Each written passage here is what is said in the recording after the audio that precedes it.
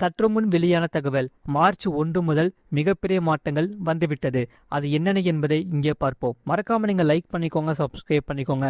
முதலில் ரயில் டிக்கெட் முன்பதிவுகள் மற்றும் யூபிஐ பரிவர்த்தனைகள் தொடர்பான பல விதிகள் மாற்றியுள்ளது. புதிய விதிகள் சமையல் சிலிண்டர், வங்கி சேமிப்பு, வாட்ஸ்அப் மற்றும் டெலிகிராம் ஆகியவற்றுக்கும் பொருந்தும். இந்த விதிகள் உங்கள் அன்றாட வாழ்க்கை மற்றும் சேமிப்பை நேரடியாக பாதிக்கும் என்று சொல்லப்படுகிறது. அதாவது ரயில்வேயின் டிக்கெட் முன்பதிவு முறையில் ஒரு பெரிய மாற்றம் ஏற்பட்டுவிட்டது. பழைய செயலி மூலம் பொது டிக்கெட் அல்லது பிளாட்ஃபார்ம் டிக்கெட் வசதி நிறுத்தப்பட்டுள்ளது. ஒவ்வொரு நாளும் லட்சக்கணக்கான பயணிகள் மொபைல் போன்கள் மூலம் பொது டிக்கெட்களை முன்பதிவு செய்கிறார்கள். ஆனால் இந்த வசதி நிறுத்தப்பட்டுவிட்டது. பழைய யூடிஎஸ் செயலி நிறுத்தப்பட்டுள்ளது.